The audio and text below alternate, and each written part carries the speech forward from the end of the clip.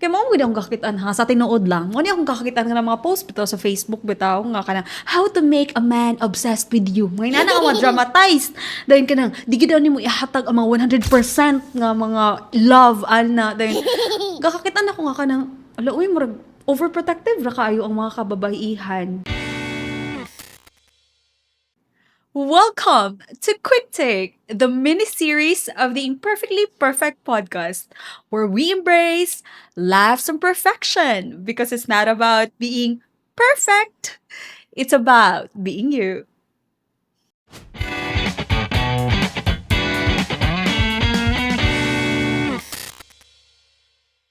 Okay guys, so welcome na naman sa isang episode ng The Imperfectly Perfect Podcast. And this month, mga kaibigan, tuloy pa din ang celebration ng ating International Women's Month. But before we proceed, if you haven't already, please check lang ako kay basag na-mute. Ma-mute na po. Kina-mute ni before.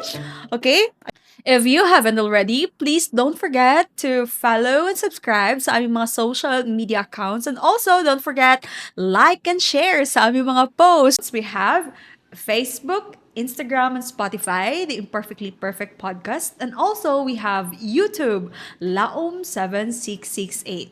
And don't forget, we also have TikTok, Tip Podcast 25. So guys, tuloy na ang ating selebrasyon para sa International Women's Month. E nabantayan din ako last episode, no? Last 2 episodes. Nga marag, dependent ragad kay ko sa akong script. Sana hindi na yan mangyari today. So ang akong gibuhat, nag-outline na lang yun ko mga kaibigan, mga ma'am and sir. Okay? So masyadong formal. Bakit tayo naka-Filipiniana today? Aside nga wala na ko yung mapilian na outfit. Wala lang. International Women's Month.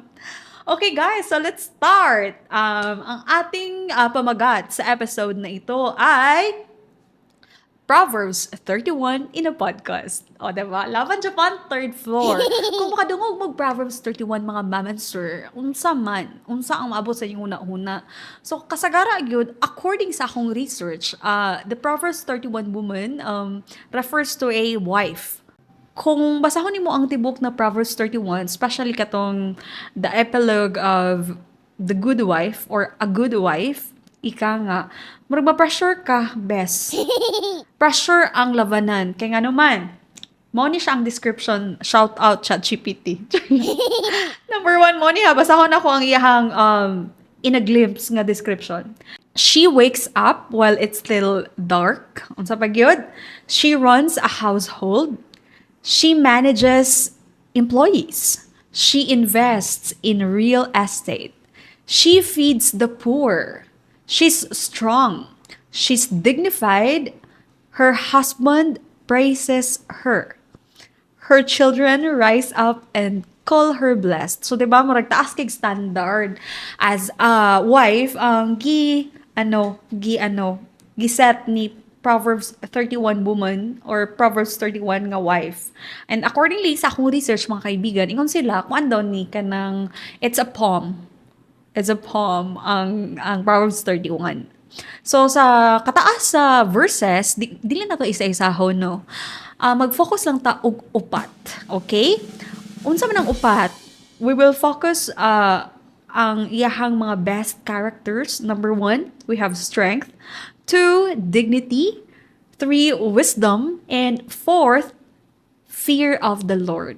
Magsugod ta sa iyahang number 1 nga character, which is strength. Anong nakaistorya ka, ma'am, anang strength? Okay.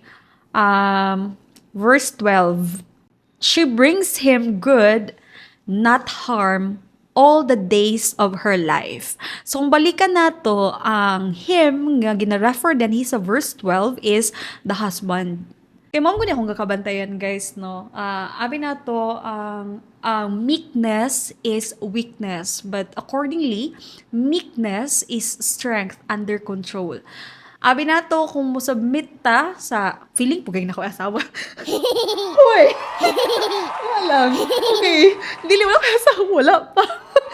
Ano man good akong kakitaan man good sa mga woman ba, mga strong independent woman para kay Sarah Si Sarah nga nasa Bible katong wife ni Abraham. Ang iyang name before is Sarai. Ang Sarai means kanang pertains to being a strong, independent person, more warrior or something like that. Pero gi-change sa Ginoo ang iyang name. From Sarai nahimong Sarah. Sarah means princess. And then nakadungog ko itong isa ka preaching nga giunsa daw pag keep sa mga women ang ilahang life nga happy. Accordingly is the women of old submitted to their husband. So sa mga wife diha, guys, we are committed to submit to our husband as head of the family. Kaya mo akong kakitaan ha, sa tinuod lang. Mo akong kakitaan nga ng mga post bitaw sa Facebook bitaw nga kanang how to make a man obsessed with you. May na nga dramatized. Dahil kanang di gid ni mo ihatag ang mga 100% nga mga love ana. Dahil gakakitaan ako nga kanang ala uy murag overprotective ra kaayo ang mga kababaihan. Kaya marag, di po siguro na mabasol no, kaya marag, niagi po siguro sila og mga kalisod or natumbling sila sa relationship or grabe sigurong heartbreak after heartbreak. Pero kasagara akong gakakitaan nga post na dayon bitaw sa mga social media is kanang kulang na lang paluhuron nila ang mga lalaki sa babae ana bitaw na psychological nga mga taktika nga kanang mamanipulate nila ang lalaki. Pero kung balikan na to diri sa strength, taas na kaya ang strength na topic. That's ako panggingon na tong last episode sa Feb na as a wife or future wife, puhon sa mga single diha, helpmate manggug ka sa imong husband. 'Di ba? Kung balikan na to ang Genesis, gibuhat magudaan si Adam before kay Eve. Then unsa giingon sa Ginoo, it is not wise for a man to be alone. I will give him a helpmate. So, besh, kanang dili kita ang main character sa mga girls, di ha? Ako lang mo i-remind in celebration sa International Women's Month nga suporta sa atong husband. And of course, naman kita yung mga personal calling. But kung na-wife na ka, ana, submit to your husband as you are submitting to the Lord. Highlight number 2 sa iyang character, dignity. Og akong gi-highlight ang verse 25. Ingon diri sa verse 25, she is clothed with strength, atong discuss ganina, and dignity. She can laugh at the days to come. Sa uban nga translation kay, she laughs without fear of the future. Diri sa dignity, mas leaning towards siya sa identity. And according sa akong research, naman ito yung definition sa dignity. Dignity is self-respect rooted in identity, not approval. And as Christians, secure ta sa atong identity kung ang atong identity naka-anchored kay Christ. Dili naka-anchored sa imong performance. Kung performance-based siya, kung, for example, a straight A, good imong performance, so, ma-proud ka. Ana, bitaw. And then, for example po, naaka sa imong Waterloo moment. Dahil feeling nimo kay, marag, kuan lagi to, murag di mao ako mga performance. So, kana pod is mahimo kang ma-depress ka. So, anchor your identity in Christ. The Bible says, as Jesus is, so are we in this world. Defeated ba si Christ? Di ba dili? He wore the victor's crown. And in fact, He defeated the grave for you. So, mao na siya guys. Taas-taas na. Let's move on with number 3. Wisdom. And ang verse ani is verse 26. She speaks with wisdom and faithful instruction is on her tongue. Mo gining ginawa pa-pray yun na ko perminti kay tanawa ko itong wisdom ni Solomon, 'di ba? Sample lang. Si Solomon, ana pa sa Bible, sa iyang reign kay mo to'y pinaka-peaceful na reign. Iyang papa ni Solomon, di ba si David? Si David ang warrior. Nganong peaceful ang reign ni Solomon, mga kaibigan? Katong nag-ask ang Ginoo sa iya through a dream, siguro to. Nangutana ang Ginoo, what do you want, Solomon? Kay ikaw naman ang next na king. Wala na ngayo si Solomon og riches. Ano bitaw? Wala na ngayo si Solomon og power or kakusgan. Ang iyang gi-ask sa Ginoo kay, give me wisdom to lead these people.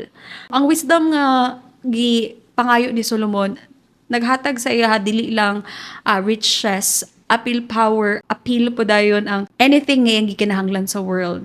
Ana ba? So, Ako, before ko maglaban sa court or kasagaran gid akong request kay wisdom and favor yun. Favor ni God ha.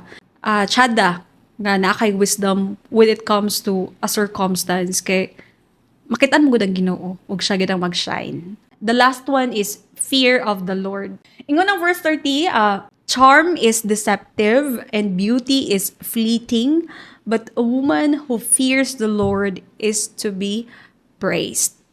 Ang iyahang ginamin diri guys is kanang adoration or kanang respect or iyahang ano bitaw sa Ginoo, pagsamba, reverence mo din na reverence sa Ginoo mo reflect gid siya.